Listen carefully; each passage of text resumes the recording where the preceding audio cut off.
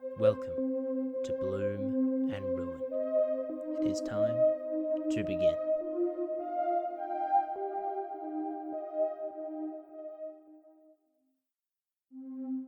Fluctuate by Davis Anderson.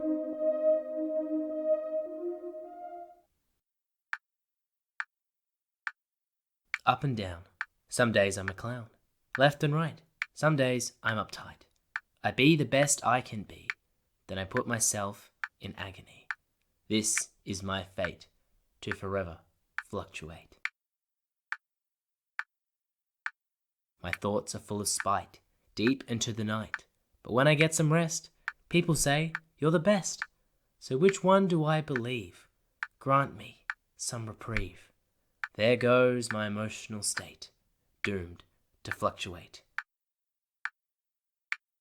I want to be alone, but when I am, I moan.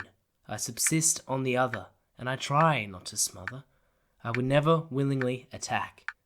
Will I ever be loved back? Isn't it just so great to always fluctuate? But then there came a moment, one that's key in time, where everything in my life became so sublime. I have found a new path. The door now has a key.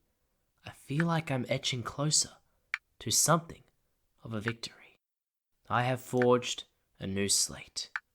No longer will I fluctuate.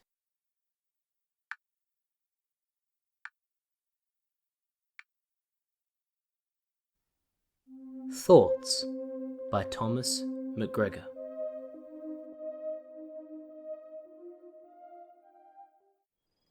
JJ hit the sand hard. His face landed first, but his chest and legs continued to fly, curving over the point of impact, dragging JJ's face through the coarse particles of the desert floor. The buckle on JJ's backpack opened mid-flight, its contents flinging into the open air.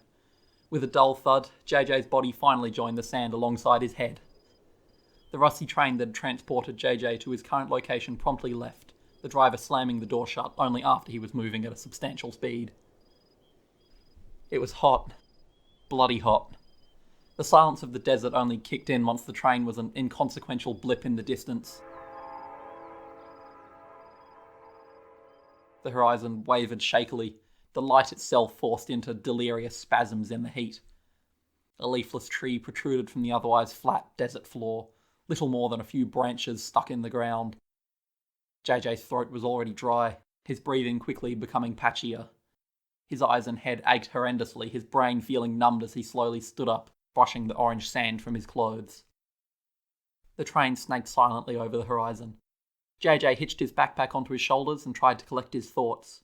They lay embedded in the sand, gradually sinking as if in quicksand. His thoughts appeared like shards of glass, but with a translucent, swirling, bluish-orangey-green tone. Like glass, the jagged shapes and sizes of each thought was very inconsistent, but unlike glass, they didn't slice JJ's fingers into human salami upon contact. Human salami probably wouldn't taste very nice anyway.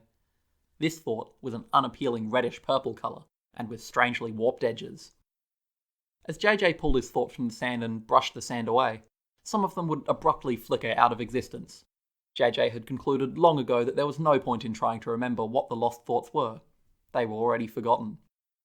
As well as depart from the realm of reality, thoughts could also arrive. They tended to materialize in the proximity of the other thoughts, so if the others were in a crate, the new ones would spawn in or near the crate. Thankfully, it was easy to tell when a thought appeared in reality, as upon creation they would create a sound reminiscent of a fish drowning in carbonated orange juice. At this point, most people would usually begin to wonder why they had been abandoned in the desert, how long they were going to survive and get back to civilization, and so on and so on. JJ, however, had learnt on his numerous travels that this would be a very bad idea.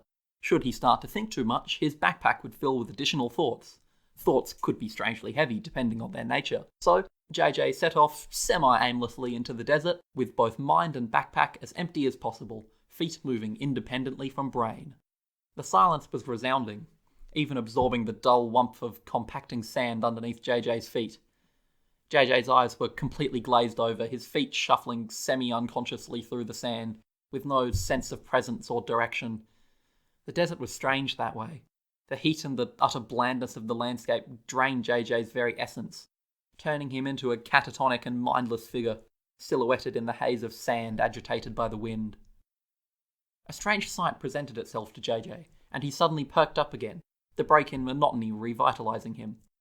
On the horizon he had seen a dark shape, and upon closer inspection it appeared to be a gargantuan thought, not a foot-long pondering or even an entire philosophy. It was simply a towering thought, smooth beyond belief and pulsating gently with veins of merging colour. What is this? JJ questioned internally. Is it some sort of ultra-thought, or the thought of some sort of superior being? A god? Could it be a singular thought of an average person? If somebody focused all of their effort into one thought, how big would it be?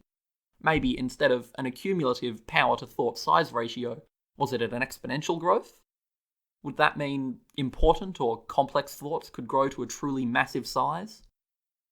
As JJ stood still, studying the monolith thought, he didn't notice his backpack growing heavier.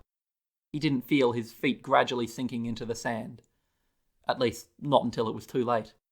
He noticed once he was buried up to his knees and frantically began to dig with his bare hands before searching for something else to assist his excavation, only for his backpack to grow heavier again, accelerating his descent.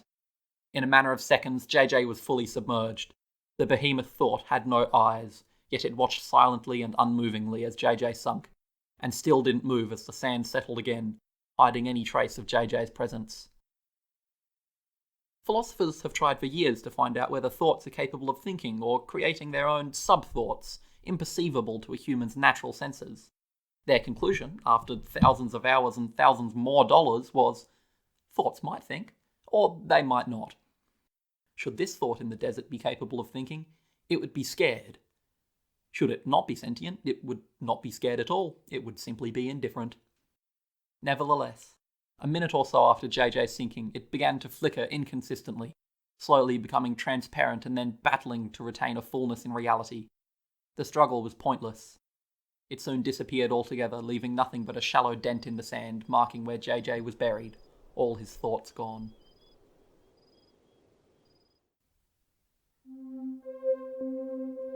Unto the Raucous by Elliot Wood. Brace myself unto the raucous, wait out the unsaid minimum once more. Aware of all, yet seeing truly nothing, aware of just how much all there is. They like that I'm here. They like that I showed up. Follow through the reluctant promise of next time. Approaching each feels like a scarab creep up my neck. A fear sits heavy awaiting, a call for all to eat me alive. Consumed by the noise, devoured by the expectation, tasted by the patience of others as I push away their spoons. What next is yet to make a meal of me? Feel the growls through my skin. The bass weighted low as it announces the next contender I have chosen. They needn't lift a finger as I wage war on myself. And each time a victor emerges from my ashes, compose, rested, then reset, bear myself again unto the raucous. It is time to end. Thank you to our writers, and thank you to our listeners. This has been Bloom and Ruin. We will return soon.